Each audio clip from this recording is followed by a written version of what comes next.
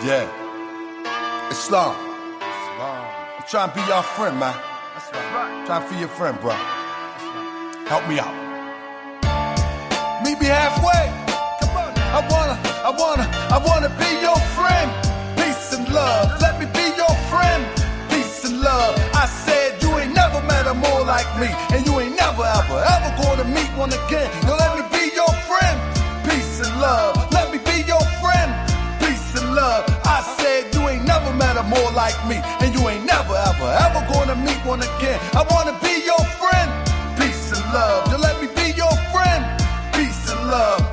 Hey yo, I used to be a thug until I met the prophet. Now I'm all about love, truth, peace, and freedom till I return to Allah. One day we gon' meet him. I'm all about justice. That's the focus of the message. Sometimes Asiatics make me wanna forget the lessons. I be all up in my passion from all the Moorish passion. All things considered, I start laughing. A grown man with a ponytail, another calling us Neanderthal, and he all pale. I mean, for real, this is what it come to, my brother. We got nothing better to do than talk down to each other. Yeah, we can be scholarly, or we can get gutter. We are the children of one father, and the breast of one mother has nursed us all. And first of all, we beefing while the peen trying to murk us all. You need to chill, my brother. Tell the elder the same, cause on the real, my man, I'm really about them things. I can take the feds off and get back in the low and return to the state where they used to call me dope. But no, I'm rolling with the prophet of Allah. I want love, not war.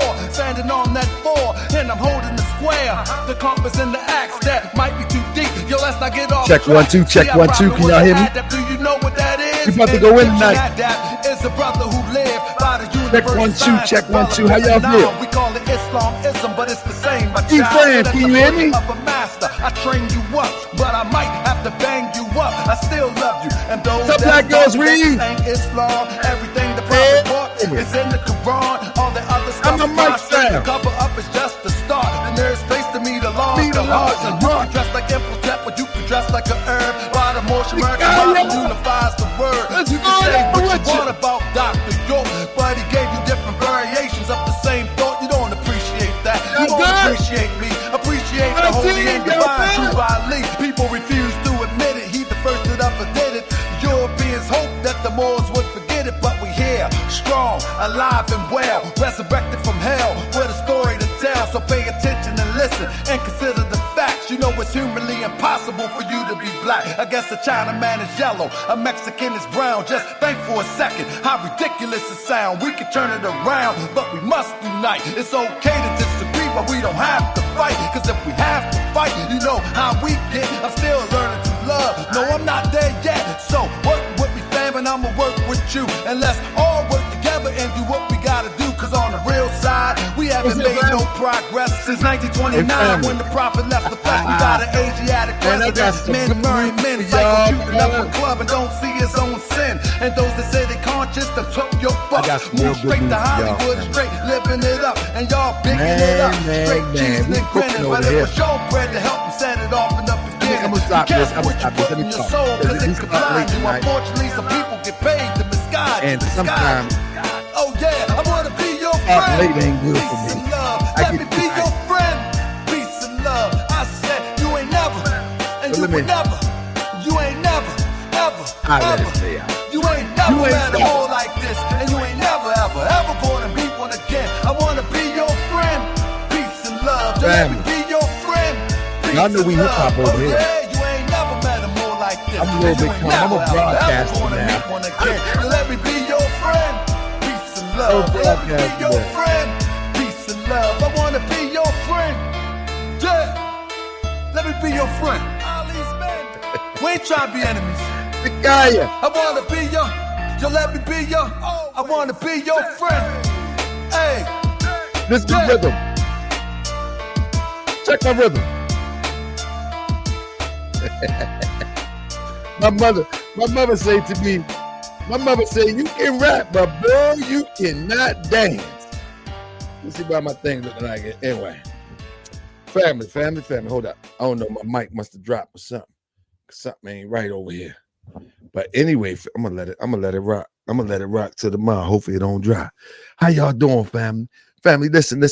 Now, how many people have been following? If you ain't tuned in yet, how many people has been following the moist story, the moist mouth story? Anybody been following the moist mouth story? Have they all left? Have they all left because we can't talk about or not talking about moist mouth right now? Have everybody left? Black girls be like, you ain't got no rhythm. My mother say that. My mother said, boy, you can rap, but boy, you cannot dance. How can you rap and not dance? But look, how many people, I hope y'all still around, family, because we got some really, really good updates coming soon. I mean, some real good updates coming soon. I don't know how that happened. Yeah, we got some real good updates coming soon. We got some real good updates, family. Family, you are going to. So once I get this, I think it's a chimp mail or something like that. Once I get that together, everybody will sign up that are interested for the updates. And I'll be able to give you these updates. And this is amazing updates. I mean, I'm getting them in daily. Moochie Bear sent me an update right before the show. I was blown away. And this one that Moochie Bear just sent me, hey, oh my goodness, it gets good. It gets good. I'm trying to tell you, it gets good. But nevertheless, I need to get this order, not mail order. I mean, you know what I'm talking about, where you can sign up for the news mail or something. What they call, I forget what they call it. I don't know, you know what I mean? But whatever the case may be, I need to get everybody into one space so I can get y'all this information. Period, point blank. It's getting real out here. But nevertheless, family, was it newsletter, Daddy? I need a newsletter.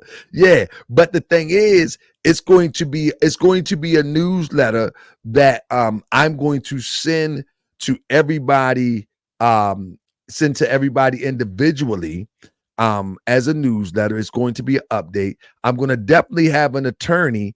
That way I don't cross that line of having to deal with the Romans unnecessarily, because what happens is they always want to put the Romans in once the heat get heavy on them, especially if they are part of the Roman system or they work for the Romans, whatever the case may be. So, just got to have a lawyer on deck. But this is going to be an amazing thing. I'm going to tell you, y'all have never seen nothing like this. The way this goes, y'all have never seen nothing like this. I'm talking about if Malcolm had Morris World TV, he would be alive today. Because Morris World TV would have exposed the op that was next to him. If Martin would have had Morris World TV, he would be alive today. Unless he like the FBAs and just say, hey, you know what I mean? No, you just hating. It's not that. I'm warning you. Take the warning. But I'm going to lay it all out soon. And in fact, I don't know how many people in here from NYC. I think I'm going to do a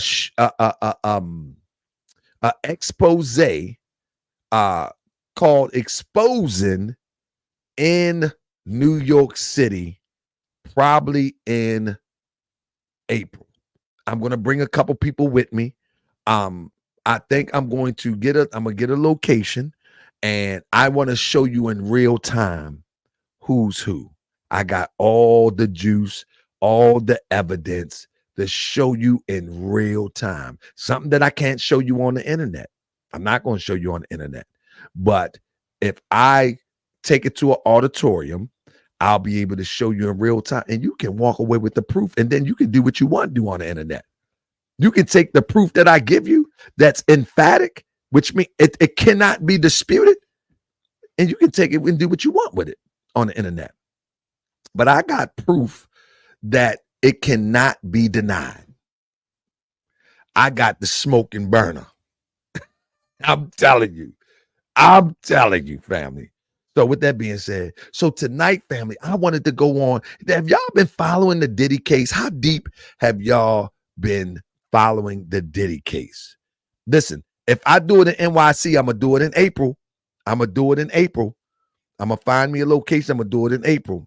I mean, somebody said it's been an open secret that Puff Daddy, aka P Diddy, and Diddy been every kind of. This what I want to know. This what I want to know, and I can't wait to bring Minister Paul to the set, because Minister Paul actually have been a part of the development of hip hop story as one who has been in the midst of articulating the hip hop story, the raw hip hop. Now, we ain't talking about rap, but he is very qualified to speak on hip hop and rap.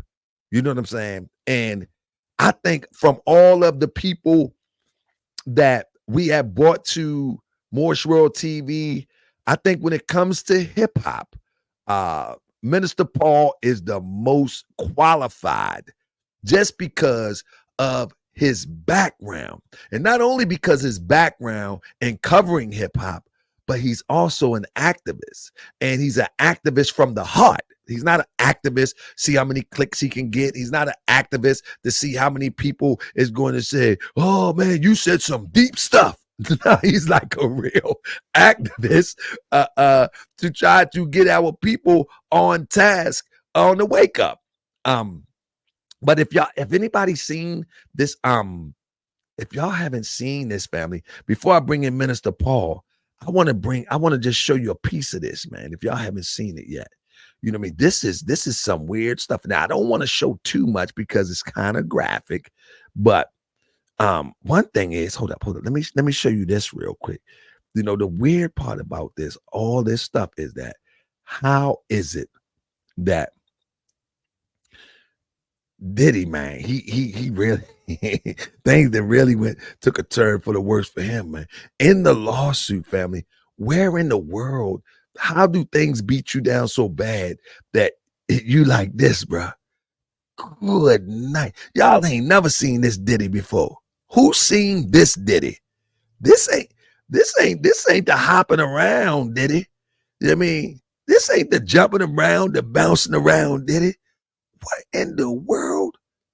What in the world? What happened? This is why we need an expert opinion. The Minister Paul, he need to tell us, what if some of the things, some of the rumors, you know what I'm saying? What, look at this. You ain't never seen this Diddy. I know I haven't. Diddy looking crazy in these streets. Good night. He looking like a tether. He tethered with us now. We tethered down. Good Lord have mercy. But look, check this out. Check this out. I'm gonna bring the minister in 1 second. I just want to set the stage for this. I'm gonna just breeze through this real quick, and I might, if y'all want me to, this is Minister Paul's show tonight, but if y'all want me to, I can come back and do a whole expose on this craziness. You know what I'm saying? I can do a whole expose. You know what I'm saying? But let me real quick just show you this. Yeah, if y'all want to go over it, we definitely can go over it. Where's that? Oh, my bad. Here it is, right here. Yeah, if y'all would like to go over it, we definitely can go over it. Let me see. Is this it? Yeah. Where is it? Where are you? Oh. Let me see. I think that's it. Yeah. So look at this. Rodney L Jones. This is what he didn't put out on the people. Look, I'm gonna just run it down real quick. He said Diddy is responsible for that. Oh, let me get right here. Yeah.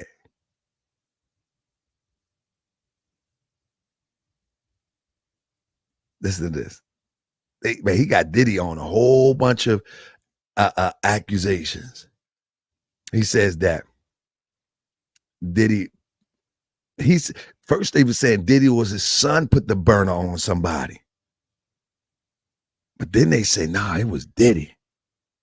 Then somebody said, nah, it was his son. But whatever the case may be, Diddy up there talking about vote or die.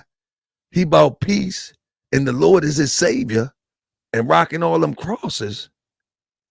And he out there going for the gusto. Everybody worrying about Suge. This seems like the one. Yeah. Look at that. The aftermath of the shooting of G. Then you go down. Mr. Jones was harassed and assaulted. The guy that pulled this, he said even he took him to task on relationships. Mr. Combs attempted to groom Mr. Jones to engage in. Man, this thing is crazy. This thing is crazy. My bad. This thing is crazy. I'm gonna just slide down just a little bit more. Look at that. He said throughout the 90s, Stevie J produced several artists like Mariah Carey, Tevin Cap. Let me turn that one. I ain't gonna look at that one. That supposed to be Stevie J. I mean, look at this. Once again, Mr. Jones pushed off the following image from the video of Young Miami, her cousin, Mr. Jones and Mr. Combs. Mr. Jones and Mr. Combs on Thanksgiving night invite Mr. Jones into the restroom and attempt to force him to take Young Miami and her female cousin who assaulted Mr. Jones. Man, they just wilding, man. Look at it. The workers that Mr. Combs forced Mr. Jones to look at that. Man, this whole lawsuit. They got a booty trap on the river that do house calls. Mr. Combs solicits minors and man, come on, man. So we need to know what's going on. That's pictures of one of the parties. And we need to know was Justin Combs with a Look at that. During an introduction, Mr. Jones suggests that Cuba get to know Mr. Jones better. He then left him alone. Yeah. Something just kicked in. Can y'all hear that?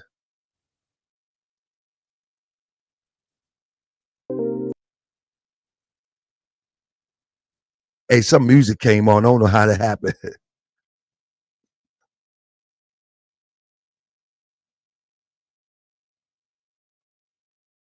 Where that music come from?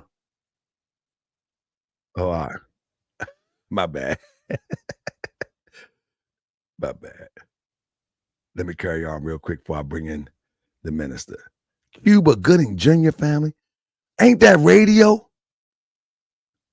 Family, ain't that radio? Bring out Mr. Paul Scott. We are bringing out Mr. Paul Scott. Give me a second. Ain't that radio though? Thank you for the donation, Ed OGs. We bringing out Mr. Paul Scott in a second. He got the whole show in 1 second. But I want to for those who not familiar with this case, they got radio out this demonstration. God dang it, no. I'm almost done. Look at that. Cuba Gooding Jr. forcefully touching Mr. Jones or Mr. Combs' yacht. Good night. Come on, man. Not radio, man. No, man. Minister Paul, not radio, man. Come on, man. Not radio, man. Look at Mr. Jones with the skin and he's snickering though. Oh, man. I don't know if y'all want to go over this another time, man, but man, this is some crazy stuff. Let me see real quick.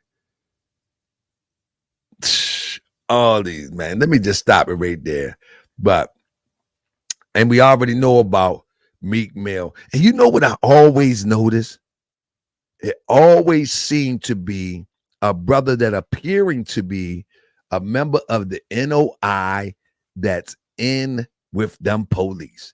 I read about Fahim Muhammad. He was the one that could fix anything with the LAPD. Ain't that kind of? Let me stop it right there. So, family, with that being said, I bring my guest to the stage. My good brother, the Minister Paul Scott. Greetings, Grand Sheik.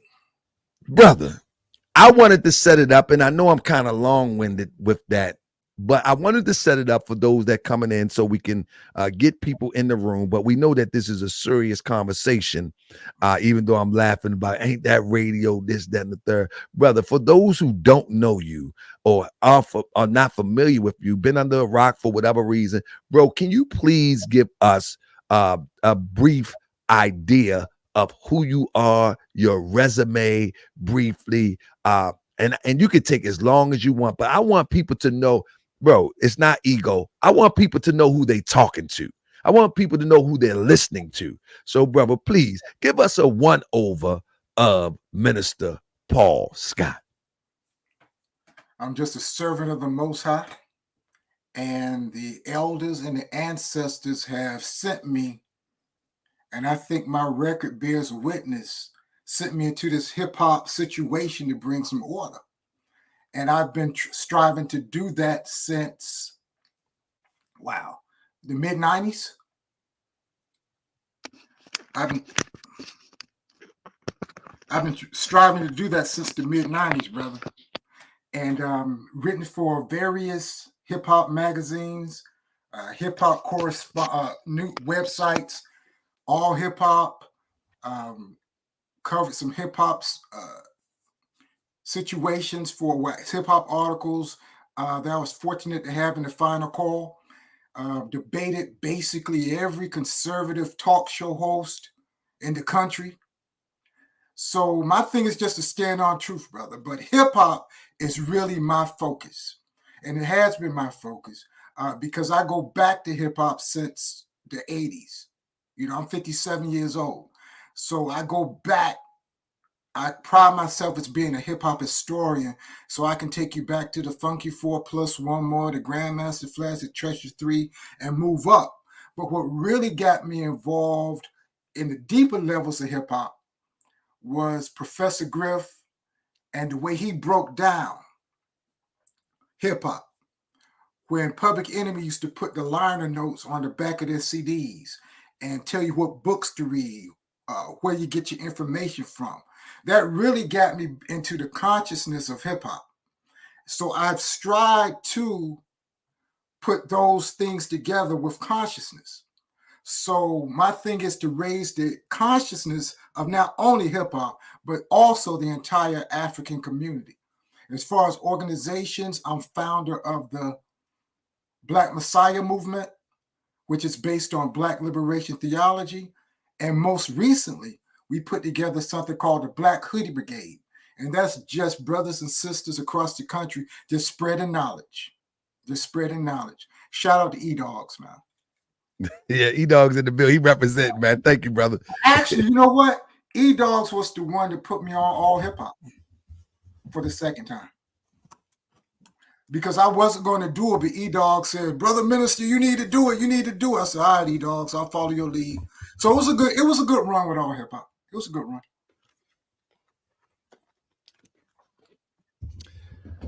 So, brother, what has happened to hip hop? Let's go back. You said you could talk about the Treasure 3. And one thing about me, I pride myself for knowing a little something about hip hop. I actually love hip hop. I thought one day that I was going to stop listening to hip hop and I was going to just go into the oldies but goodies and I'm gonna be good.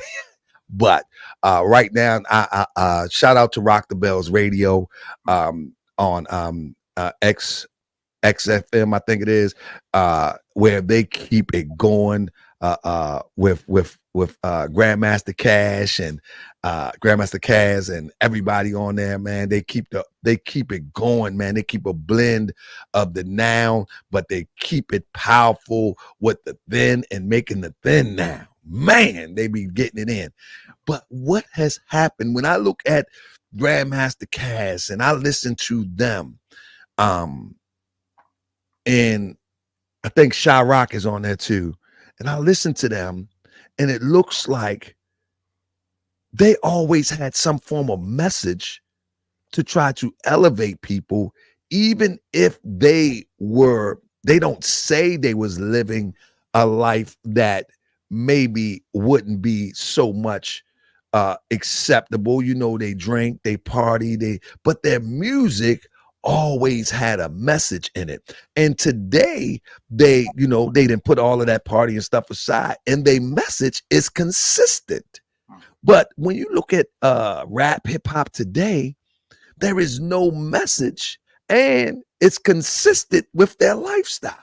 What do you think happened with the transition from those who pride themselves on lyricism, message, and empowerment to now it's just nothing? Well, let's back up a little bit. And I don't mean it's nothing as it relates to it's not no empowerment music out there, but the ones that get the shine by this demonic system, it's so many of them that it's hard to even see that it's meaningful hip hop out there. But let's take us back. Floor is yours, brother. Yeah. Hip hop wasn't always conscious, and the hip hop of the 80s had the same issues that the hip hop of the day has. You know, as we look back into the 80s, you know, sometimes we become victims of what we call the Mandela Effect. The Mandela Effect. And the Mandela Effect is when you insert yourself into history into something that people think existed but really didn't exist. Something people assume existed but really didn't exist. The hip hop back in the 80s, although the gunplay wasn't really as strong, of course, as it is today, you had groups like Double Trouble from the Funky Four. Two of them broke off and formed Double Trouble. They brought the machine guns on stage. Many of the rappers of the 80s, they were heavily into drugs. Read Grandmaster Flash's biography. Mm-hmm. They were heavily into drugs. Actually, I think it's more than a rumor. I think they've even said it that some of the Furious Five were high when they wrote White Lines. And White Lines was supposed to be an anti-drug song. A lot of the songs of the 80s, they glorified getting high. They glorified cocaine. Curtis Blow.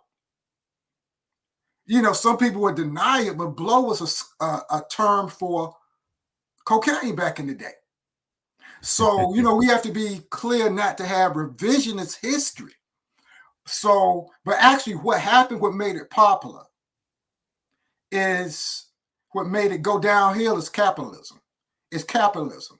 Now, a lot of people try to say, well, what happened to conscious hip hop and the conscious hip hop era? The conscious hip hop era, when it was mainstream, really only lasted about 4 years. I picked the conscious eras 1988 to 1992. Were there conscious records before that? Yeah. You can consider The Message by Grandmaster Flash and them, Problems of the World Today, Fearless 4, Curtis Blow, These Are the Breaks, Run DMC, where It's Like That, Hard Times. A lot of songs had conscious messages. And what a lot of people don't talk about, the first really diss record was a conscious record. The first real diss record was a conscious record. When the Sugar Hill Gang was talking about right around in OJs and all this kind of fantasy stuff they were talking about, there was a group called Brother D and the Collective. Brother D and the Collective in 1980, they made a song called How We Gonna Make the Black Nation Rise? How We Gonna Make the Black Nation Rise, which was really an answer to the capitalism that was magnified in the Sugar Hill Gang song. People don't need to talk about that. People don't like to talk about that. But yeah, It was Brother D and the Collective, How We Going to Make the Black Nation Rise. Also, shortly after that, Gary Bird, or Imhotep Gary Bird, did a song called The Crown. And on that song, he broke down African history. He broke down African history. Stevie Wonder was on the song. Tina Marie was on the song. Other people were on the song. So that's the real history of conscious hip hop. But if I could point to one thing, the reason why it changed was capitalism. Capitalism has the ability to corrupt anything, brother. Not only capitalism, but also the message that was coming out. And I'll stop it right here, but we can get to that a little later because that gets a little deep. Brother, I wanted to ask you, was there always, from a historical perspective, was there always a dark side kind of secret cultish type movement behind the scenes in hip hop? Because when I look at the P Diddy case, it seems like it's an ongoing secret cultish society that demonstrate dark behavior. Has that always existed? Not only, now we know in other entertainment, Hollywood, we definitely know, but in our hip hop, those Africans in America who demonstrated hip hop, and was it always an underlining dark side beside the stuff that we like? Because when we talk about those years you're talking about, that few years of conscious of hip hop, that's my era. You know what I'm saying? So that's why I say it was always a message, because that's what I know. But even through that, I do know, just listening to, like I said, the old school ones that's on the radio now or on XFM, they talk about how they was dibbling, dabbling and doing this, and they don't keep it a secret. But what I'm saying is, was it always a dark side? Because this dark side today, woo! Yeah, but you can't separate hip hop from the music industry. It's a business. It's a business. Hollywood, hip hop, all of that is a business. I want everybody to read this book, Hitmen, by Frederick Dannon. If you want an understanding of how the music industry started, get Hitmen by Fred Dannon. So there's always, when hip hop is a business. Now, to tie this in with some of your other shows, and brother, let me tell you this. I have been enjoying those shows you've done. I've been sitting back. I wonder how far Grand Sheik is going to go in revealing the whole truth. And you did it. I'm back here watching your shows, Grand Sheik, and I got my Puff Diddy voice on. Go ahead, son. You're killing them. You've been killing them, Grand Sheik.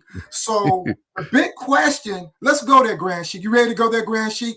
Let's go. Is there a secret society within hip hop?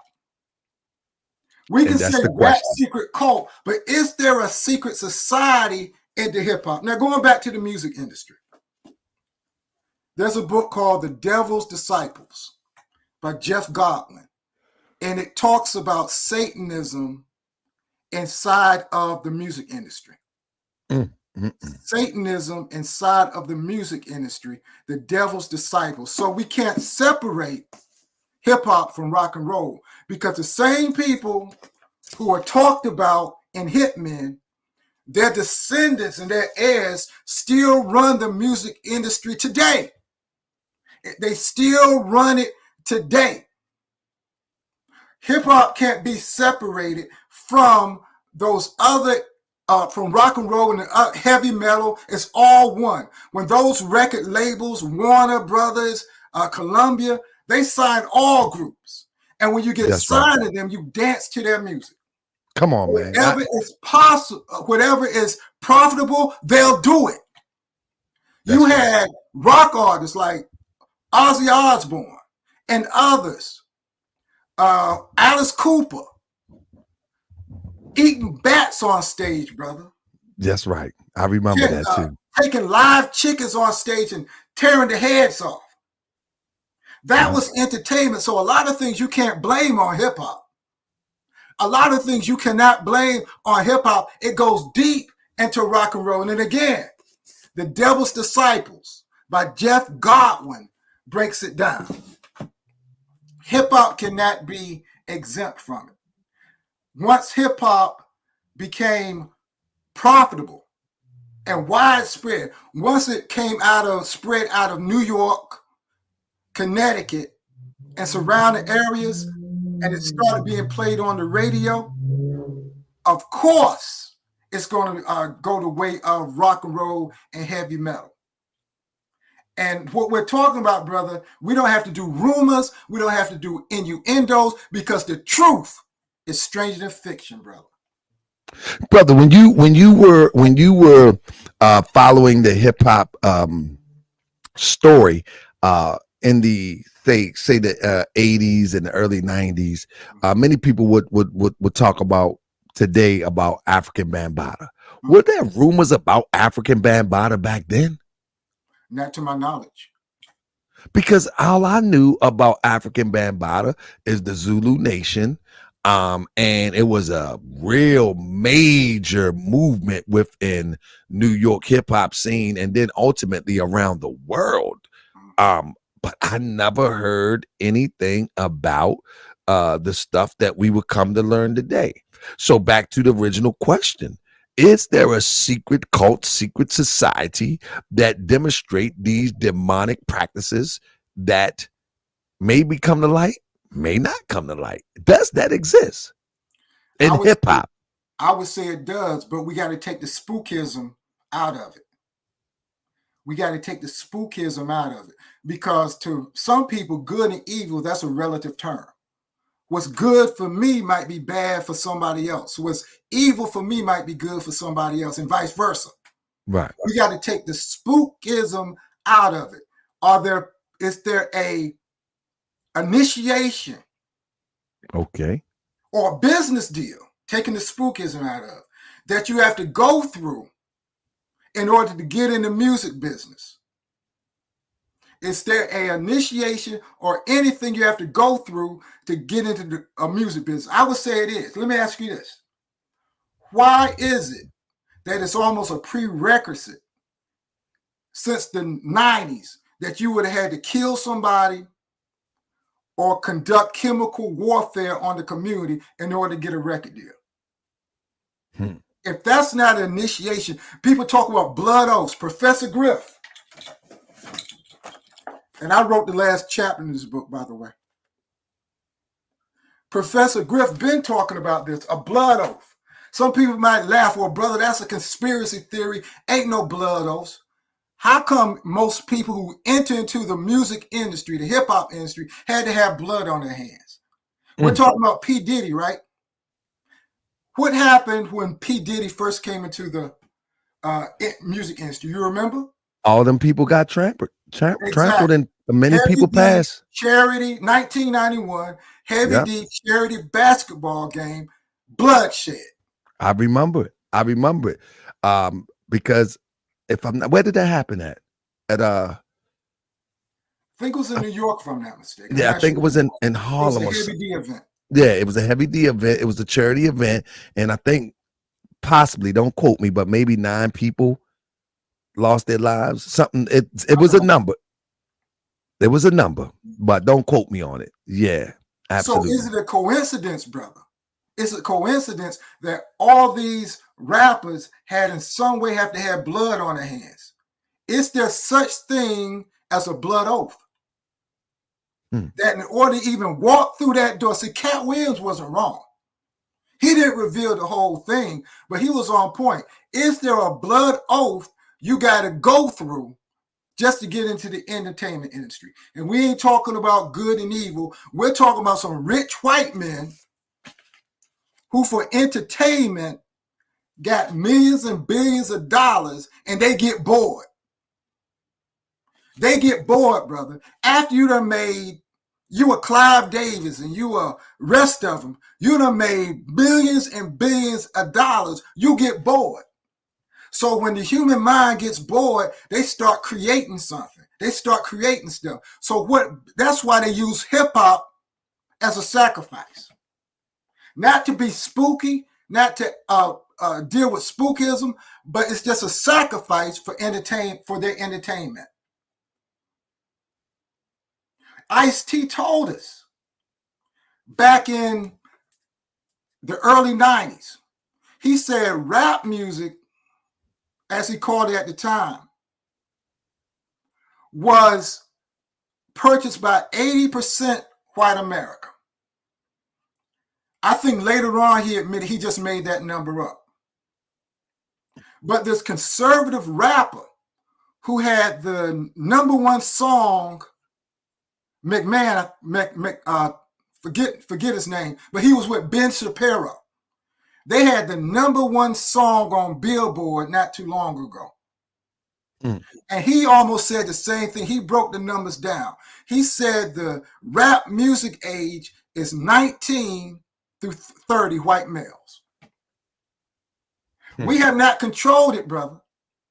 We have not controlled it, brother. So that's why hip hop has been so closely tied in with white supremacy. That's why they focus a lot of the music on the death of black people, because they're doing, a lot of times they're doing the work and the bidding of white supremacists. Yeah, absolutely. Listen, I don't even think that could be even argued, because the over now we know that in our hood we got the people that do some hood stuff and it might translate on record, but every single record that see the light of day is that translation of the experience of our experience. Like, that's the total experience. Every booty shaker and thong wearing is the total experience. Every weird, most degenerate behavior is we know we got some crazy people in our group now, and as a group of people, but every story is that has to be by design. Like, that's the only story. Every artist who has spoken out against the system has suffered. Every artist who has stepped out there and used their microphone to move African people, they've suffered. Professor Griff made that statement that some people said was against Jewish people. He was quoting Steve Coakley.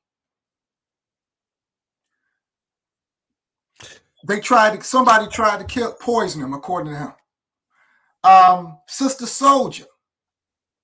A lot of people wonder, well, why did Sister Soldier go to writing books and stop making albums? She only made like one album, 360 Degrees of Knowledge? And it was over. For those who don't know the history, well, how did she become an author? Jesse Jackson had a convention around 1992. I think it was right after the LA Rebellion. Some people say the LA riots, but it was the LA Rebellion. Bill Clinton was at that convention. Sister Soldier earlier had quoted Dr. Bobby E. Wright. And she said that and they were talking about black on black violence, because you know the conservatives always say, well, what about black on black violence? Anytime something happens to one of us, they ask, what about black on black violence? Somebody asked her that question, and she said, we kill, and just as an example, she didn't mean it. She was quoting Dr. Bobby E. Wright, psychopathic racial personality. She said, we kill each other every day of the week. How would America react if black people took a weekend and killed white people? Bill Clinton trashed her for saying that. That was one of the first times a president had acknowledged hip hop. One of the first times. He trashed her for that and destroyed her career. That's why Sister Soldier went from that one album, you didn't hear from her for about 10 years, to writing books. And you have rarely seen where there have been few hip-hop artists, even the most conscious hip-hop artists, didn't speak out against it. They left her out there drowning. It's a price you pay, brother. It's a price you pay. Even before Sister Soldier, that's why I said she's one of the few hip-hop artists. She's one of the only hip-hop artists been called out by the president. Ice-T was called out by George Bush and all of them. I remember Ice-T saying on Arsenio Hall back because of Cop Killer, which wasn't even a hip-hop song. I remember Ice-T saying Do you know how it feels when the president of the United States says your name in anger? Do you know how it feels when the president, the leader of the free world, so-called free world, says your name in anger? He said all those alphabet boys immediately go on attack mode. That's how serious they take hip-hop, brother. That's how serious they take hip-hop. They know the power of the African mind. They know the power of our words. So everybody who has stood up and done the thing that we say we won't, they've attacked. And for the most part, the people did not back them up.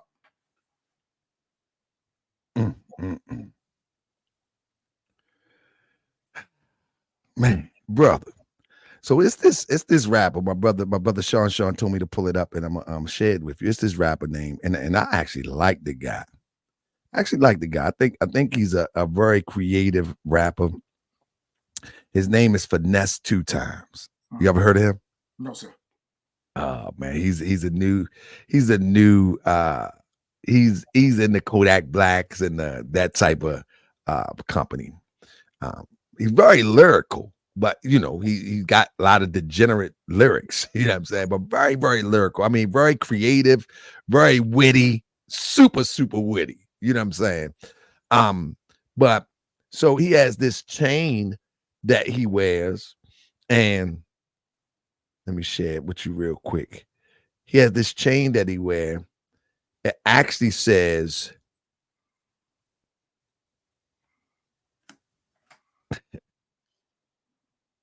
F the Klan, right?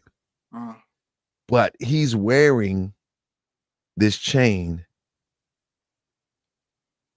and I don't know how to really take that. Can you see it there? I can see it. So he has our people hanging from the tree, obviously. And it's supposed to be F the Klan. Now, this iced out piece, this iced out piece right here, probably almost $1 million, depicting our people hanging from a tree. And you said that they doing the bidding. You know what I'm saying? What does this?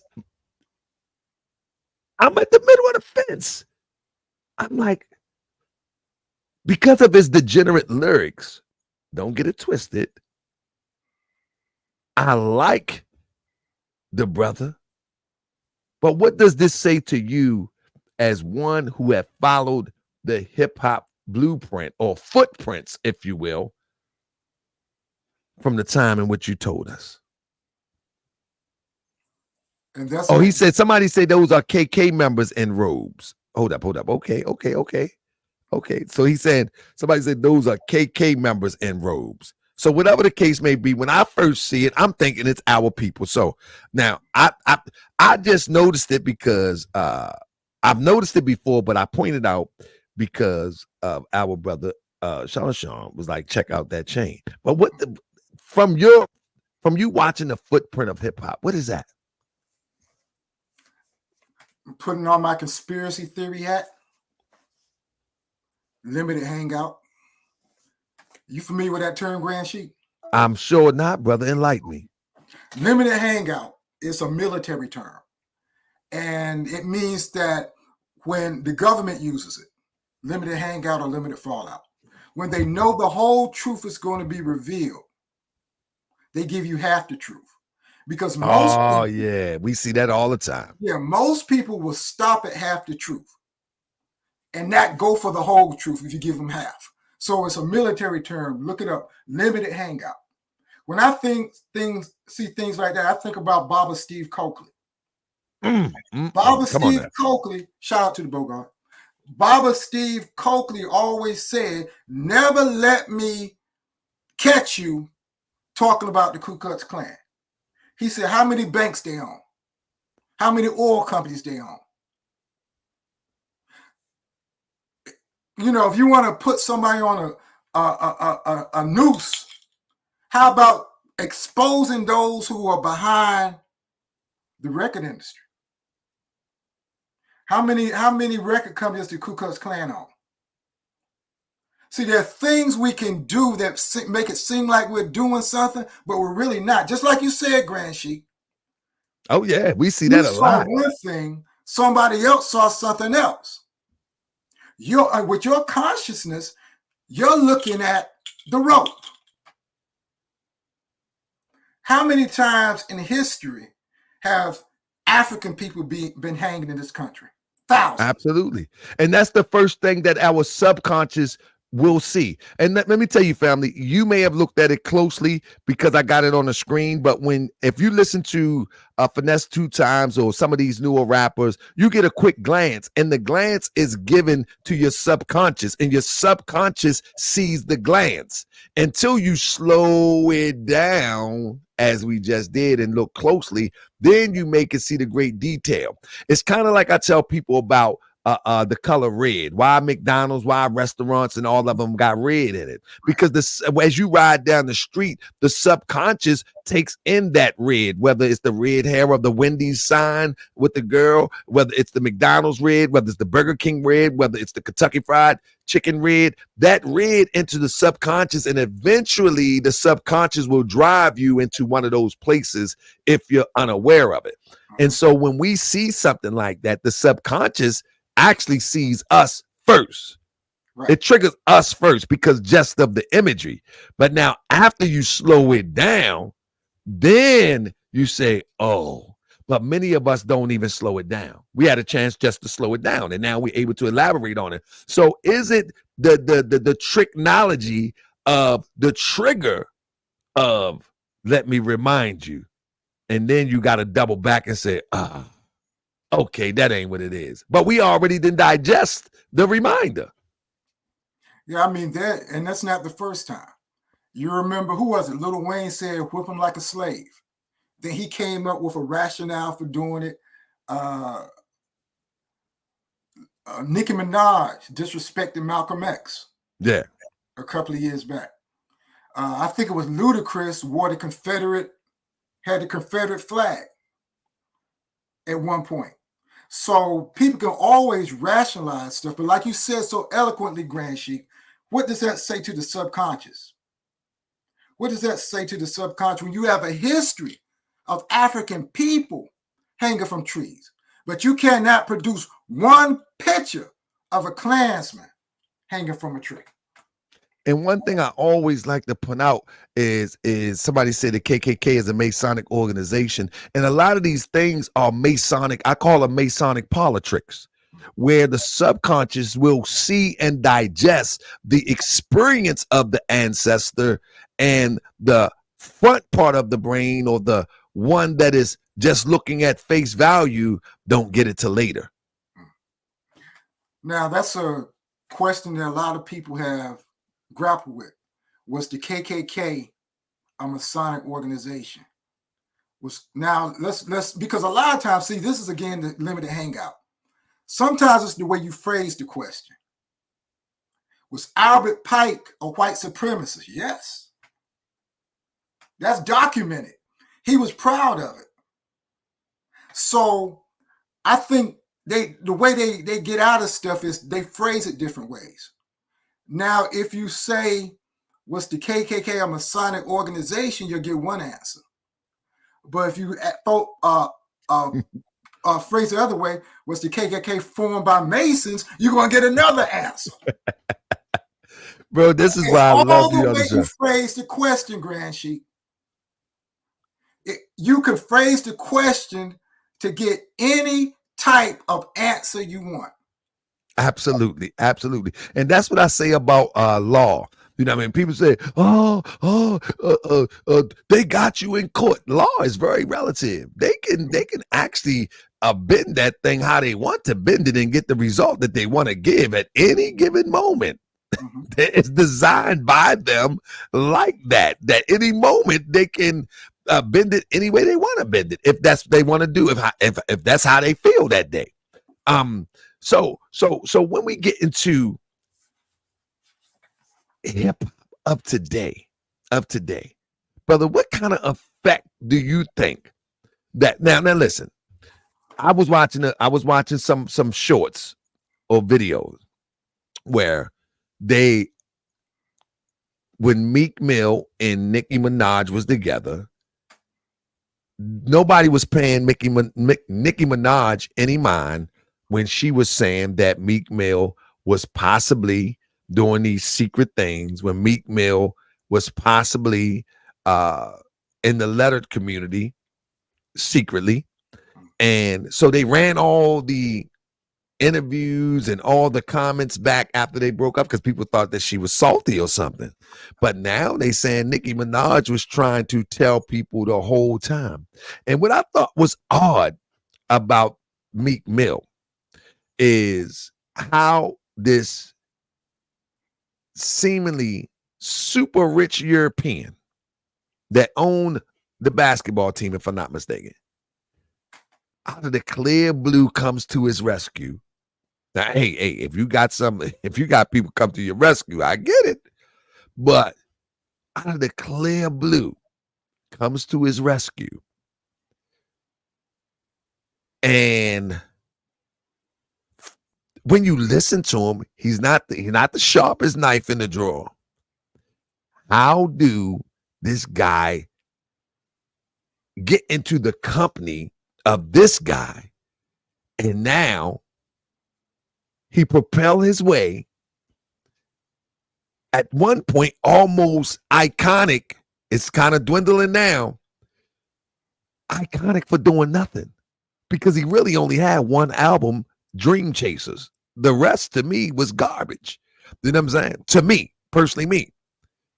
But he came as almost iconic out of prison. And then he would do fake, he said limited something, fake prison reform, and then rap about killing, drugging, thugging, and everything that actually send you to prison.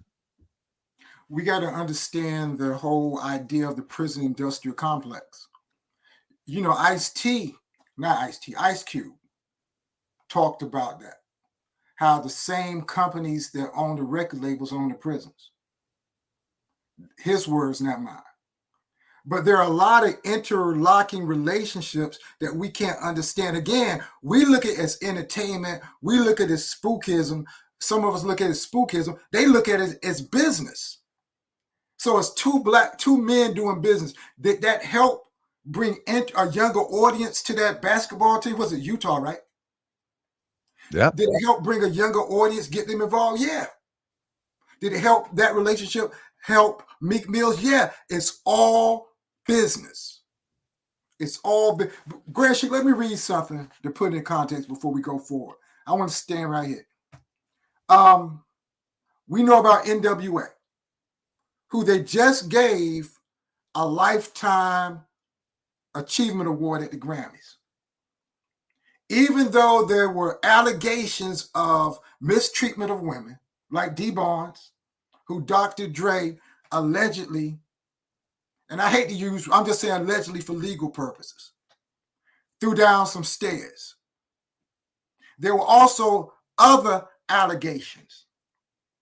But while they're condemning the rappers of today, nobody said a word about NWA getting a Lifetime Achievement Award. Even though NWA made a song about sexually abusing a 14-year-old girl back in 1990. They made a song about sexually abusing a 14-year-old girl called She Swallowed It, got a Lifetime Achievement Award for the Grammys, and nobody said a word. See, sometimes we pick and choose. That's the thing about hip-hop that makes me sick. We have selected outrage. And when we have selected outrage, everybody gets a pass, Grand Sheik. When you let me tell you something, bro. Choose, everybody gets a pass at some point. Bro, you know, when you say that, it's funny to me that when Ice Cube start crying about they don't want to support his 3 league or whatever it was, big 3, whatever the case may be. And then when I look back Ice Cube music. And I love Ice Cube, the old Ice Cube. I think many of us would say when he got with what was that, the Bomb Squad. Yeah, he made some real good stuff. But we I think you will find out that now Ice Cube was just a good actor. But he had one song, bro. He was like giving up the nappy dugout. Right. In that song, he's talking about an underage. He's talking about an underage girl. He said something, your daughter is a hoe. It's something that I need to let you know. You know what I'm saying? And he goes into the whole thing that he catch her in class. And I mean, yeah. Although he said something to the effect like, although it may even say, don't quote me, although you underage and it's illegal, the hoe is more freaky than Vanessa Del Rio. But when you listen to the whole song, it's really talking about overpowering a young high school girl. And when we're young listening to that, we think it's very witty. So when we're looking at hip hop today, it was happening then, or at least being put into the psyche of people, because now Diddy is being charged, possibly could be charged with trafficking underage girls. But then again, you look at precedents. And the argument when rappers would do that back in the 90s, they always had a counter argument. They would say, why y'all ain't say anything about Jerry Lee Lewis? Why y'all ain't say anything about Elvis Presley? When just a couple of years ago, all y'all were on the dance floor when Rick James was singing, she was only 17. Yeah. Why are you going to accuse me of that? And you didn't say a word about them. Selected outrage. But my thing is this, though, because people get on me, say why I'm always talking about quote unquote black people. But that's my community.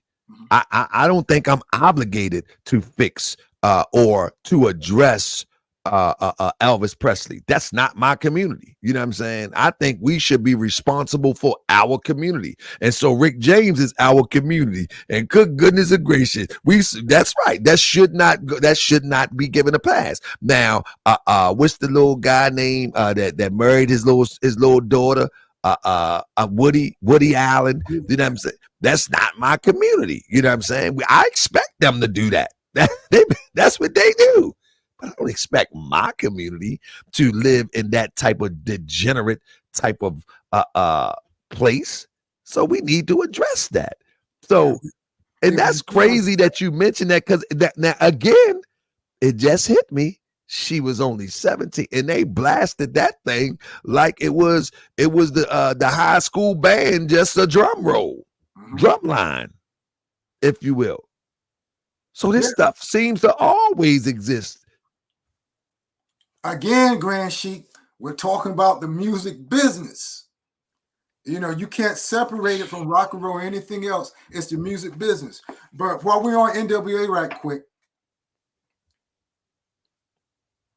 Jerry Heller, in his book, Ruthless But let me interrupt you. They're going to get mad because I interrupt you. Family, please thumbs up this video. Minister Paul Scott is a wealth of information. And we need videos like this to get in the algorithms so other people can hear his powerful message and hear the wisdom that goes with the history so we can make sense out of this.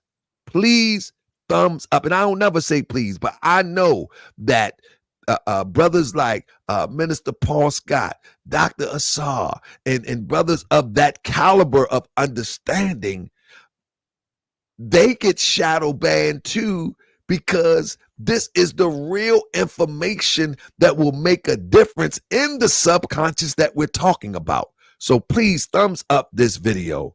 My apology for cutting you off, but I just had to do it because you really done triggered a few things by that you was only 17. I'm like, wow, my mother played that demonstration while she was cleaning up the house on Friday evening. You know what I'm talking about? And you just hit, I'm like, wow. But go ahead, brother. Jerry Heller, who is the white Jewish guy who funded or helped found NWA, in his autobiography, Rufus a Memoir, he said, I never met a conspiracy theory I didn't like. Did the dark forces behind the gemstone theory utilize the talents of Lucky Luciano, Aristotle Onassis, and Howard Hughes to flood America with French connection heroin after the Second World War? I believe it could have happened that way. Likewise, did the U.S. government import cocaine that eventually wound up in the base pipes of South Central? Was it all engineered by the CIA, the government industry, not the band? Was it part of an elaborate plan to fund anti-Sandinista insurgency in Nicaragua? Or maybe something darker, a plot to destroy the inner city community? This sounds well within the realm of reason to me. I've lived through McCarthyism, Watergate, Iran-Contra, and the fantasy of WMWs in Iraq. Nothing the U.S. government does can surprise me.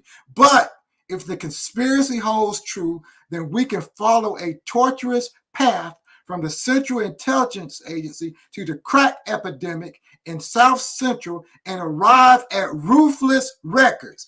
Eazy-E and I were just pawns of CIA machinations too vast to contemplate.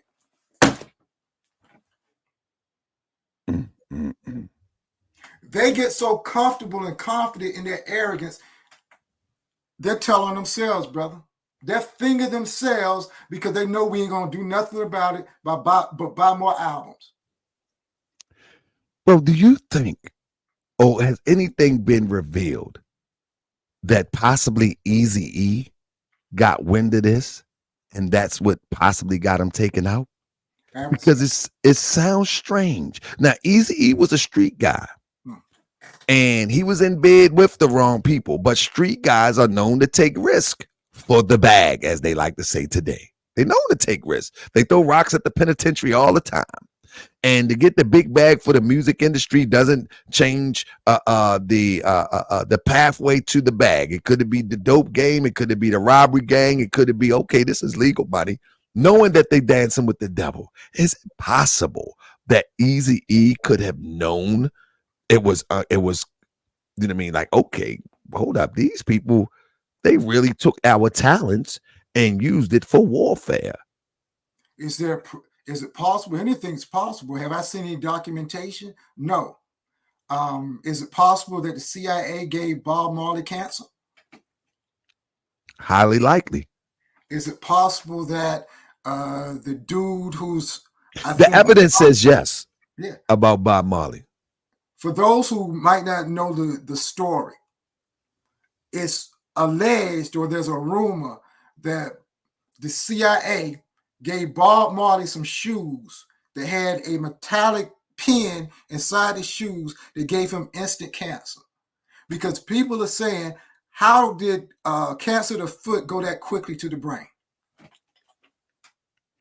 And there is a precedent, Grand Sheik. It has been stated and proven that there's something called cancer Kool-Aid that the CIA has used against internationally to give people instant cancer. So they have the technology, brother. Well, I think that we don't have the deep understanding of how these attacks work, but I think the evidence and how they work is very apparent. Not how they work in detail, but it works and it's very apparent.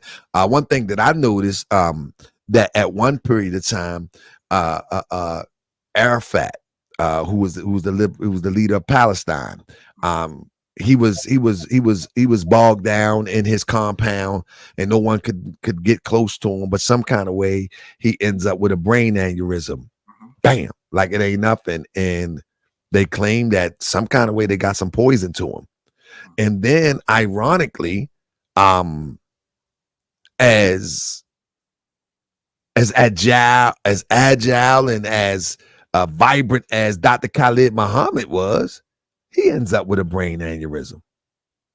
Now, can we spot on, say, yeah, this happened, that happened, but at the end of the day, and then look, Johnny Cochran.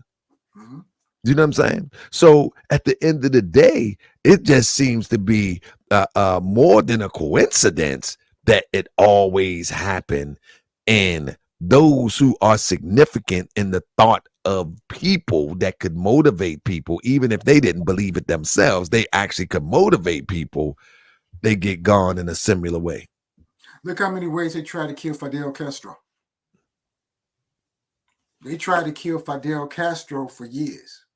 Yeah. You know, they will do, if you look at the history, brother, you'd be scared to walk out the door in the morning. And the reason they do our leaders like that, Malcolm was poisoned. Like I said, Professor Griff, he said he was poisoned. There are some strange things that happen to those who speak out. And it's not for them, it's so nobody else will ever try it.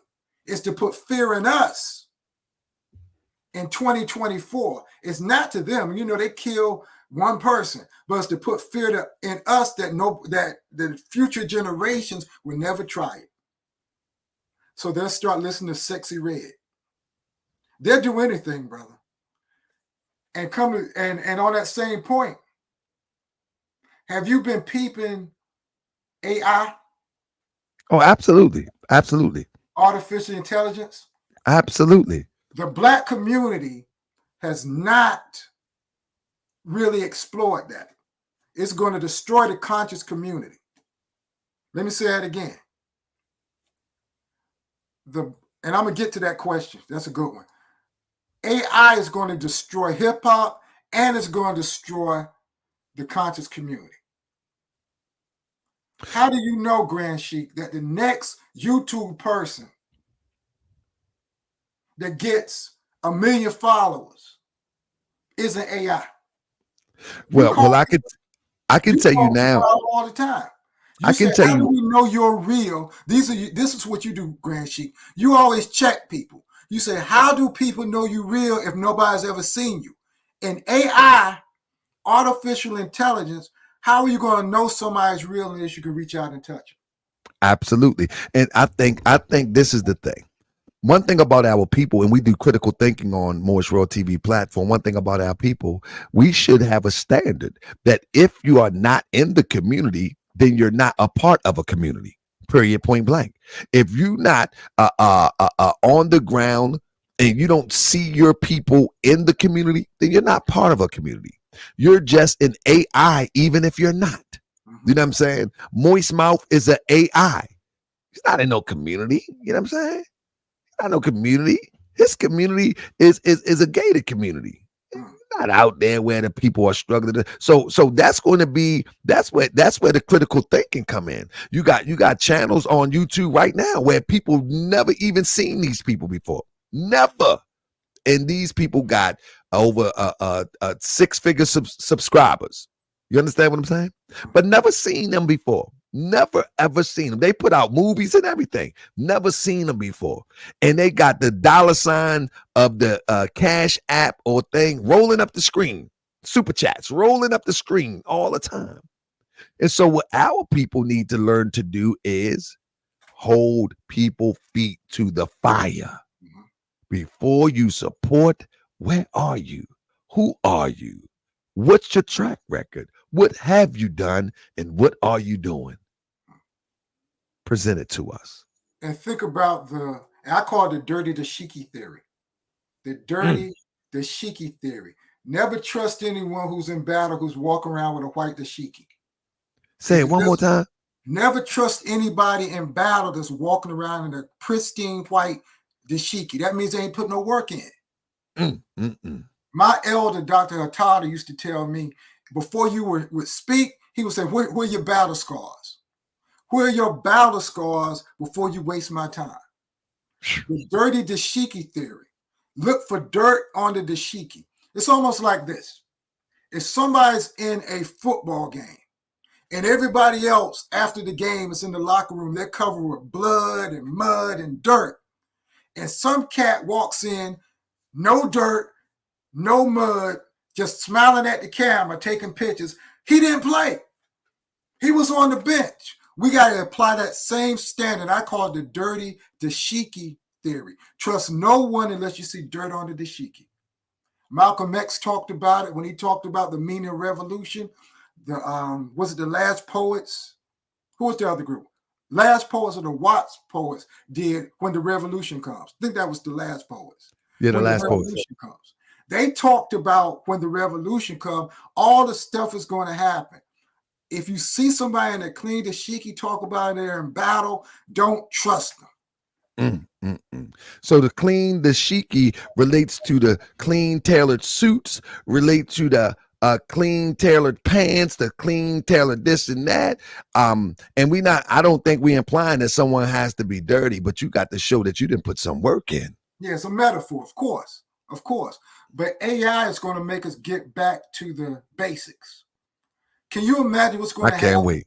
when we're debating, when we start debating that what Dr. Ben said and Dr. John Henry Clark said, and we know we're right and we're debating that, and we come to figure out somebody created a new AI with Dr. Clark's voice? Oh, listen, at the end of the day, they are able to create not only Dr. Clark's voice, but even mimic his personality. Mm-hmm. Do you see what I'm saying? See, it's one thing just to have the voice.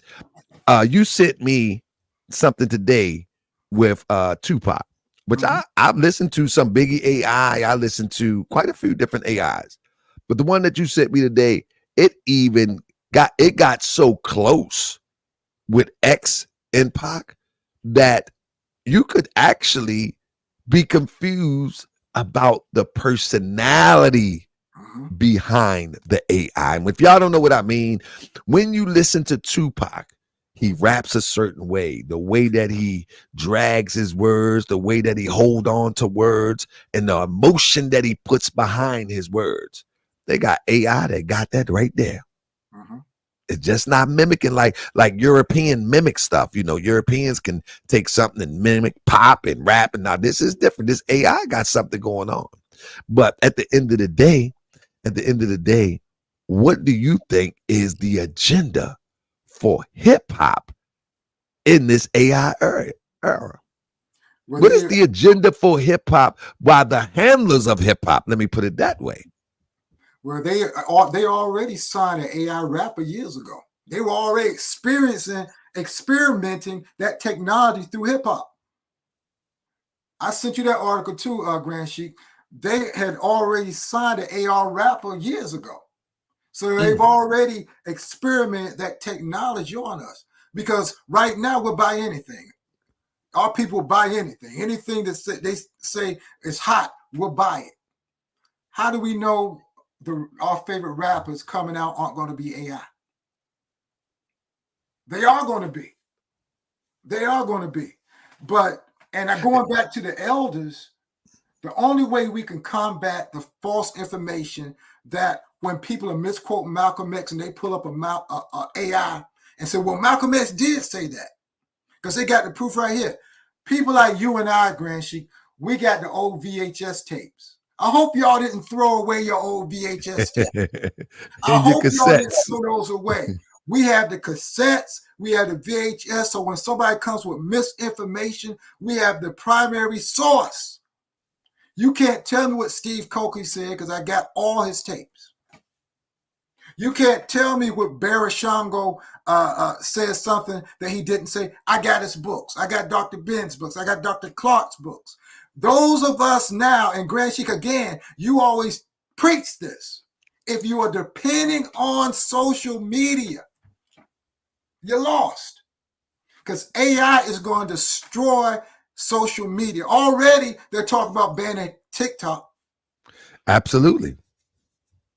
I predict, between now and the election, AI is going to destroy the conscious community. Do you know that most of these big channels, when you say AI is going to destroy the conscious community, do you know that most of these big channels are bots controlled by AI?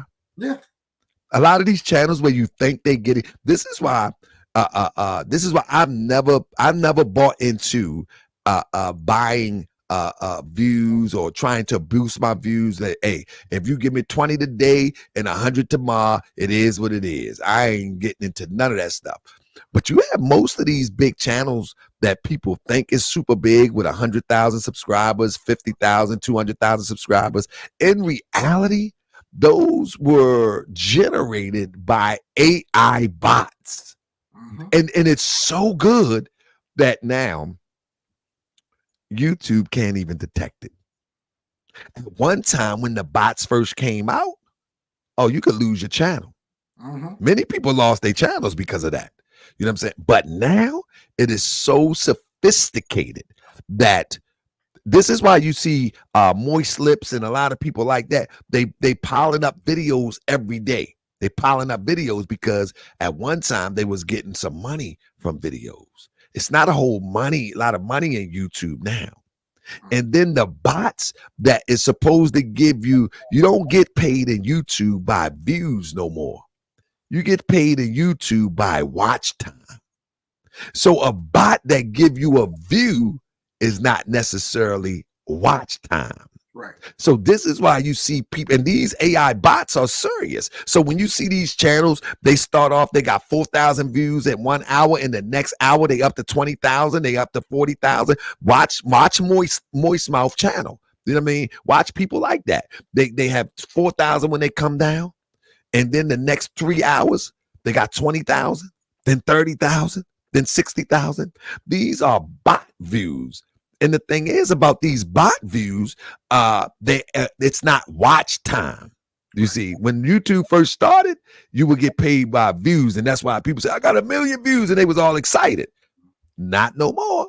You get paid by watch time, and so the bots don't give you no watch time, and that's why people with these supposed to have big channels, they either not doing YouTube as much no more because they got to go get a job, or they stacking videos on top of videos. So what you're saying is right and exact, but it's so many levels to AI. You got the bot AI, you got the imitating the imagery. They got AI now that you can't even tell from a person on the screen. This technology is as way advanced than our people even know yet. You see what I'm saying? So brother, you on to something, but we just need to catch up. They experiment on us. And then they bring it to the big stage. They did an AI Joe Biden before the New Hampshire election, telling them not to vote Democrat or something like, telling people not to vote Democrat or something like that. That caused a stir. The reason I'm pointing to say it's going to happen before the elections because they're going to use so many AI tricks in this election that's going to bleed over to everything else. So mark my words. AI is going to destroy the conscious community. Those people, you're not going to be able to trust anything you get from social media because they're going to use the algorithm. They're going to aggregate the data. That's why when you type anything on Google, you can immediately go to Facebook and you're going to see ads popping up on Facebook. That's right. They're taking all that information in. You know, we talk about COINTELPRO, the counterintelligence program, and how they put agents, like the ghetto informant program, where they used to send agents into the so-called ghetto and monitor people. They used to send them into the black bookstores. They used to send them into barbershops. Hey, bro, let me cut your wisdom for a second. And this is what I want people to understand, the Moist World TV citizens to understand. When we talk about informants, we're not talking about something that's totally bizarre and looking strange. Informants must appeal to the populace in some way, shape, or form, or they're not an effective informant. They're ineffective. If you can see it off the break, they're ineffective. And these informants that we have on social media that's pushing all of these crazy agendas, especially these identity agendas, these religious agendas, and these social experiment agendas, they're informants just as anybody else that would get caught later once it's all over said and done. But we have enough information at our hands, and we have access to information if we know how to use it, that we should be able to see those people that's doing all the things that I just mentioned. According to history books, and that's, you can look in Kenneth O'Reilly's book, Racial Matters. They hired 7,000 ghetto informants during the 60s and early 70s to go in the hood. 7,000. Because they had to pay each and every one of them. Imagine what they can do with AI. One program can put an AI agent on every activist on the planet. One program. That's right. They can put an agent to watch everything you do on social media under AI. It's getting critical, family. The only constraint doing COINTELPRO was the money. They didn't have enough money to pay somebody to watch everybody. They didn't have the technology. They couldn't afford the technology to have somebody watch everybody. Now with one program, they can put an agent on everybody speaking truth. They can have an AI agent in Grand Sheik's chat room every night. Absolutely, and they probably do. And they probably do. Could be an AI program. AI is the most serious threat to Black consciousness that we've ever experienced. But let me say this. We already don't do our homework. We already take, somebody say the world is flat and they get 100,000 views. We're going to walk around the next day swearing out the world is flat. That's right. AI is going to make that so believable. Let me tell you what I like about all this. The angels of light the angels of darkness can disguise themselves as angels of light. And if it was, and another scripture said, if it wasn't, and if it was possible, they would deceive the very elect. Now I know I'm switching two scriptures. No, you good, brother. They would deceive the very elect if it were possible. I don't care what you call yourself. You call yourself the 5%, the 144,000, the conscious. They would deceive the very elect if it were possible. That means everybody who isn't of a conscious mind, they're going to be lost. Oh, of course. We talk about the beefs. Historically, again, going back to COINTELPRO, when they used to send poison pen letters, Google it, poison pen letters from Fred Hampton to the gangs in Chicago. They sent poison pen letters from Ron Karenga to the Panthers, instigating beefs back 50, 60 years ago. Think about what they can do with AI.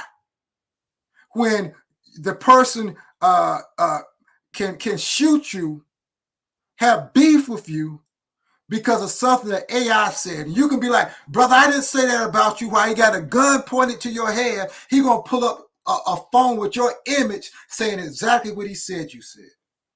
Absolutely. AI is dangerous, family. The thing is that I think we need that. Somebody in the chat said we got to get back to the basics. And getting back to the basics is keep your circle small, right, and be very critical of information that comes past your table. Information that come on your table, metaphorically, be very critical of it. You know what I'm saying? Be very critical, because I'm gonna tell you something.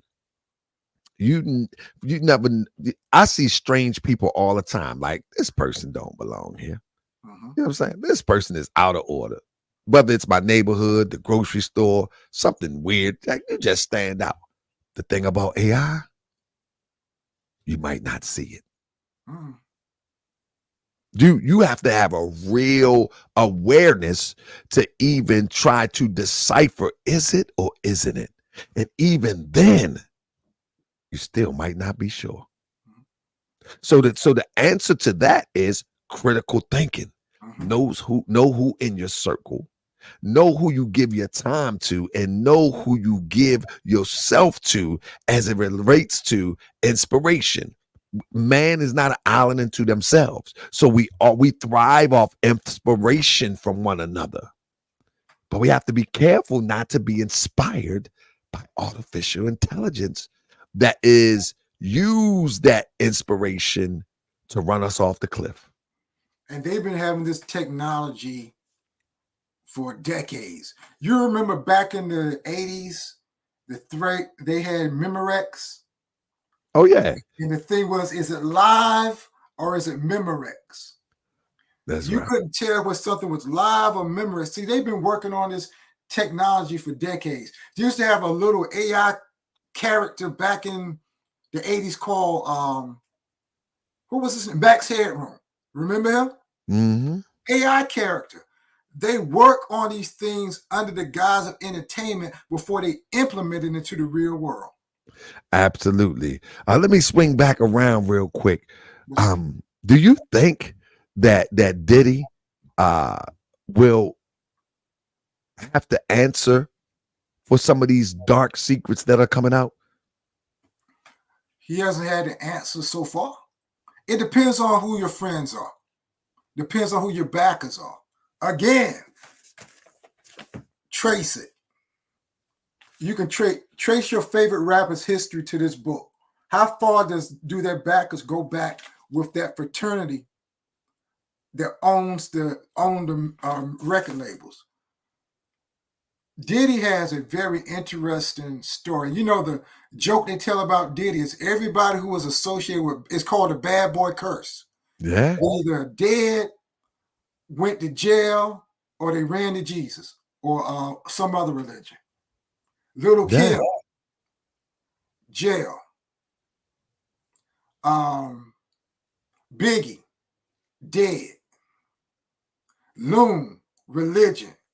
Mace, religion. All his artists had to flee or either wound up to religion or wound up dead in jail. Yeah. And his associates too, though, not just his artists. Mm-hmm. I think about Heavy D. I think about Heavy D. I'm like, Heavy D? Yeah. What, like, natural causes, lung disease, a virus hit him? Then you think about who was in the hospital recently? Albie Shore, was it? It was Albie Shore. Was it Albie Shore? It was Albie Shore. Did Christopher Williams get caught up with something too? I don't think so. No, Albie Shore, Craig Mack. Craig Mack passed. Religion. After religion. Yeah. You remember Craig Mack tried to tell y'all. What did Craig Mack say? That everybody was pumping flavor in your ear. Craig Mack said, what you gonna do when God comes? Go back and listen to Craig Mack called What You Gonna Do When God Comes. He was trying to tell you. People don't remember that song. It's called What You Gonna Do When God Comes. He was trying to tell everybody what was happening. Then he went to religion, then he died. Yeah. And Michael Connor said they unlive their artists off. They get rid of their artists, unlive them for insurance money after they sign to the label. Is that something is that a thing? I've heard that before. Is that a thing? I've heard it before. I mean, why wouldn't I? You're talking about people who have no morals, no moral compass. Yeah, Black Rob dead. You have people with no loom. I mean, what was it? Yeah. G-Dep. Didn't something happen to him as well? G-Dep was he locked up. He got locked up, I think. Yeah. So it's a trend. But you're dealing with people who have no moral compass, don't believe in God. They might profess there's a term in religion called by name only. By name only. It's called, some people say they're Jewish by name only, Christian by name only. They really don't believe in the religion. They just use it as an organizing tool. Man, I'm gonna tell you, man. When I used to hear Puffy talk about Christianity and talk about Jesus as his savior, I was like, man, this guy wicked as ever, man. I couldn't put my finger on it, but I was like, man, this guy crazy. Because the fathers of Zionism didn't even believe in Judaism. They were atheists. They just use it as an organizing tool. Now to get off subject, but I always try to bring my sources. It's called The Family by Jeff Charlotte. The Family by Jeff Charlotte. He breaks down how a lot of these religious, right-wing religious organizations don't even really believe in the religion. They just use it to organize the people. And I think that's been a common theme, because when you check back at Constantinople, or Constantine, if you will, he didn't believe in Christianity at all, not even the slightest. But he knew that if he wanted to expand the Roman Empire for his group, shoot, he had to look in the clouds and say, "I seen this cross, and it said, by this sign, conquer." And then all of those that was believing in that cross, they joined him, and guess what? Constantinople and the Roman Empire was expanded. There it is. Before we leave Grand Sheik, I want to throw this in. You're in the DMV area. Mm-hmm. You ever heard of a group called the Buffers? I haven't. Okay. According to Jeff Charlotte in The Family, the secret fundamentalism at the heart of American power. Back after the death of Martin Luther King, when America was everybody was rioting, the right-wing conservative Christians formed a Black Power group. Now, we're talking about COINTELPRO and agents. They formed a Black Power group called the Buffers. They bought them dashikis. They bankrolled them to counter the Black Revolution. Brother, I want you to say that again, because I'm telling people that right now we have these types among us, and they might not have a dashiki on, but they are on social media all the time. Brother, rewind that. What they do with these people? They banked in 1968. The white conservatives, the right-wing conservative agenda, they created, according to this book, I bring my sources, a Black Power group called the Buffers in Washington, D.C. to counter what the so-called militants were doing. And they were able to move freely amongst the militants, I would imagine, too. I'm going to study that. I'm going to look into that. This is the only source, Grand Sheik. Yeah, that's what I'm saying. I see it's The Family. I see the title, I see the author, I see everything. Absolutely. I got to look into that. The only source that ever mentioned the Buffers I've come across. So basically, again, they were able to move freely amongst the real ones, undetected. So the idea of artificial intelligence goes back even beyond technology. How would you, if somebody's bankrolling a Black Power organization, how would you know? They got all the nice dashikis, they saying all the stuff. They bought them walkie-talkies. They are probably giving them false. The book doesn't say it. Probably giving them false opposition as well to make them look more militant than they are. How would you know the difference? Yeah. And the thing is, you got a lot of individuals now, though, because I think like when I look at Grandmaster Jay, you know what I'm saying? Yeah. Then nobody can tell me that this guy was not operating for somebody else's goals, somebody else's ambitions. Nobody can tell me. I don't care how convinced people are. Nobody can tell me that. You know what I mean? That he was not a part of some grand scheme. And even to this day, people think he's in jail. I don't believe it. You know what I'm saying? But hey, we may never know, But I've noticed that individuals as opposed to groups now are the thing. It's individuals that can influence people in this box. And the next level is the illusion of an individual, AI, take the place of them. Was it J. Edgar Hoover that said there will never be a Black leader again unless we create them? And that's what's happening, brother. That's what's happening. Well, we hitting on the 12 o'clock hour, bro. I hope we can do this again Yes, sir. real soon. I always say that, and then I get caught up in my what should I call it? I have my serial shows. I be going on a mission, on a mission, on a mission. But these are the conversations that I like. And if you like this conversation, family, please, please, please share this conversation so we can continue these conversations. I think tomorrow night we're going to have Dr. Assar, and we're going to examine the attractiveness of cults. Because it seems to me that even in the rap world, the hip hop world, where all of these dark behaviors happen, it's kind of like a cult.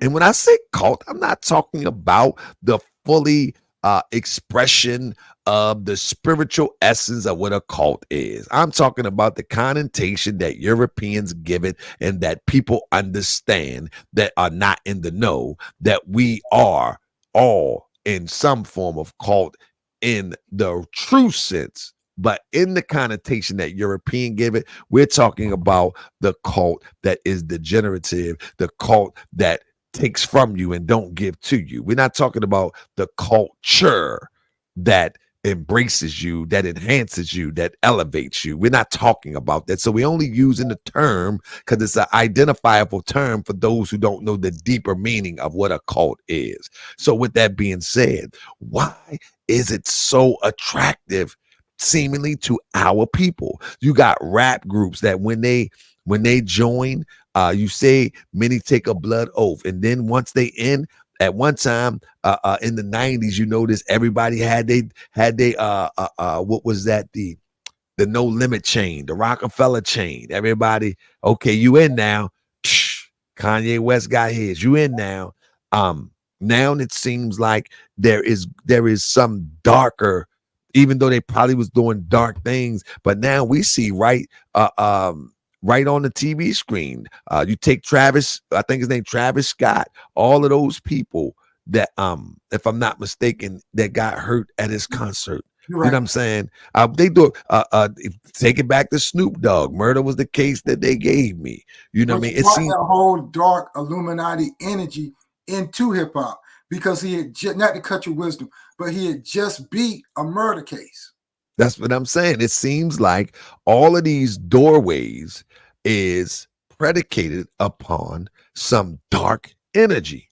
Mhm. And those who have these dark energies are the ones that rise to the top, or they go through the door of that dark energy for the public to see, for a public spectacle. They ultimately rise to they like the cream rising to the top, and nothing can go wrong in the entertainment business for them until they get tired of them, and then we got a P Diddy. Anything you want to say in closing?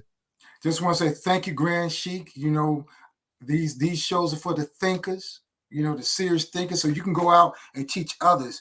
Like I said, we just formed the Black Hoodie Brigade. There's no leader, no dues, no check-in. It's just brothers and sisters using the black hoodie or the black t-shirt when it gets hot as a symbol of unity, and throwing on some African necklace on top of it and teaching our people truth, whether it's the bus stop, the barber shop, in the streets. That's all the Black Hoodie Brigade is. So if you're about spreading this truth to our people, because we believe that and we're not even trying to say join an organization, because once you raise the consciousness of the people will organize themselves. Say that one more time. Once you raise the consciousness, talking about Kwame Ture, of the people will organize themselves. If you want to follow me on social media, all my social media, IG, Google, Facebook, well, I don't really use TikTok, but everything is under Black Messiah Movement. Black Messiah Movement. Brother, it's been an honor. And as always, as we end in the Black Messiah Movement, our motto is stop waiting for a savior and be one. Shalom. That's what I'm talking about. Peace and love, my brother. Till next time, family, man, you got to admit, family, you got to admit that this, listen. We went around and we went up, we went everywhere in this topic, whether it's touching on Diddy, whether it's touching on AI, family, these are the conversations that I really, really enjoy. I actually enjoy all levels of conversations. I love to expose in the frauds. I love to laugh. I love to play the music. And I love the intelligence of our people in these sorts of conversations. And again, if you love it, family, just share this. Share this. Tomorrow we're gonna have another high level conversation with our brother, Dr. Asar. And the conversation is the attractiveness of cults, the mentality and the audacity of those who think that they can say anything and everything, even if it don't make sense, and pull one over on our people. How do they get so confident that they can say any and everything and our people will not detect it? We're going to talk about the psychology of that. You know what I'm saying? Somebody say expose Inky again. What did Inky do? What Inky do? I thought Inky was 6 feet deep. Why expose Inky? Inky, I like Inky. Inky, my guy. What Inky do? But with that being said, family, peace and love, family. I got an early rise tomorrow. Man, thanks again. And let me tell you, in the description section is my brother's his blog link is in there. You know what I'm saying? His blog link is in there. Hit that blog link, check him out. The more that you laugh. Yeah, I like Inky, man. Let Inky work. Let Inky work, man. Inky, he all right, man. He all right. Inky doing good things. He said he think he's back. Hey, man. Man, listen. Sinetta, if going to Sinetta TV is an indication that you back, that shows you the level of consciousness hasn't gone nowhere. You know what I'm saying? Oh, y'all want to bring it like that there? That's what I should call. I'm gonna call him up, see what he doing. Let's bring like that there back. That's right. Who else say Big Shirley? Anybody seen Big Shirley? I ain't seen Big Shirley in a minute. She got me blocked on everything. You know what I'm saying? The last time I seen about Inky, he was having a debate with Lord Abba about Prophet Noble Drew Ali, and he was all over the place. I was like, I'm telling people, man, nah, I'm not debating this guy. I mean, this guy's all over the place. I'm like, nah, I'm stay over there. I'm not debating this guy. Like, how you, nah. Anyway, what's that say? I ain't shy-doo-doo neither. Y'all need Desert Eagle back? I called Desert Eagle. I ain't talked to Desert Eagle in a while. Yeah, I might have to get Desert Eagle back on here next week so we can get an update. That's right. Let's bring some of the old good Moorish World TV citizens back on the interview seat. See what they've been doing over there. But anyway, with that being said, family, peace and love. Please like and share this video. Malik Shadudu. Malik quiet too. Everybody quiet. Everybody quiet. Everybody is quiet, family. Y'all notice that? See, when I did the series on Moist Mouth, right? Everybody was like, oh, look at him. You getting views off of Moist Mouth. You getting views off of Moist Mouth. People ain't know. See, Michael Connor, he a day one. Michael Connor, remember, man, we was set him up, bang, set him up, bang, set him up, bang. And now we we got a couple new grifters lined up that we're gonna work. We're gonna work them probably this Saturday or Sunday. We got one. I mean, we got one. We're gonna line up. We're gonna have a little series on them. We're gonna work them. And then I'm gonna tell you, man, listen, I hope y'all support, man, because they going to that European. When we start exposing these people, they going to that European. Oh, yeah, they going to the Romans. Yeah, they don't want people to know what we know. That's right. They don't want y'all to know. I mean, somebody said you got those views off a UFO sighting. Latin people who needed it. UFO sighting. Yeah, but they going through them peens, man. I'm gonna tell you, man, I'm gonna get my money right, man, so I can have me an attorney on standby. I need to have an attorney on standby, just like CNN. Yeah, I do. I'm telling you, I can't continue this. Family, do y'all agree? Press 7 if y'all agree. Press 6 if you don't. Family, we already know what's going on. I cannot continue the authenticity of Moorish World TV without legal representation. It's impossible almost. It's almost impossible. That quality research, man, it's hurting people's feelings. You know, and I'm holding back on a few things right now because I'm trying to find trying to find me an attorney that can help us. Somebody say sounds like the art of a con. Well, hey, you don't have to support if don't nobody want to support. But I'm gonna tell you, there's no way in the world. Let me say this: if DC Slim, that's my man, DC Slim, so I'll respond to him. Let me say this, fam.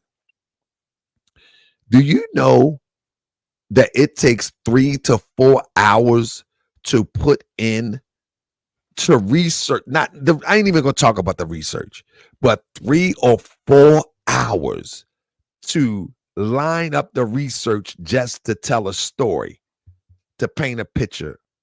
That's a talent. Anybody can't do that. That's why people just put on a camera and start talking. It takes at least 3 good hours to put together a good story. And y'all remember, I was doing this 3 times a week.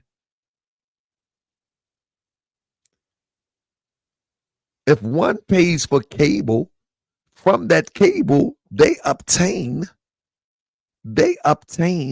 legal representation. And so if the Moorish World TV citizens enjoy the con, how they trick us. Oh, my fault, DC Steph. I said that's my bad. But anyway, I'm glad I'm answering this though, because people can say, oh man, he already started digging for the bread. I already said I'm going to put something together to see if people will support, because I do want to continue to dig up these old grifters' information so you can know who they are.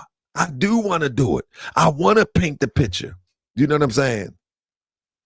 I do, but doing it at the risk of being taken away from my family, that don't make a lot of sense. You understand what I'm saying? Because you got a few people that made up some stuff, took it to the Romans, and then made up some stuff to try to get the Romans to come get me. Did y'all hear what I say? They took it to the Romans, they prevailed, and then made up some more stuff and took it to the Romans and tried to get the Romans to come get me. I haven't showed it all that yet. I will try to get the Romans to come get me. So if I don't retain legal representation, thank you, Mike O'Connor, always a great supporter. If I don't retain legal representation, I can't do this at the expense of my family. You know what I'm saying? I got a little 9-month-old daughter. I got 5 sons and my first daughter at a $50. You feel what I'm saying? I can't do that. So I'm working on retaining. I got a few that I'm talking to now, where I can just sign on the dotted line if I wanted to. So, but that's just what it is. You know what I'm saying? But peace and love, family. Peace and love. I'm going to see y'all on the back end tomorrow with Dr. Assad. Peace and love, family.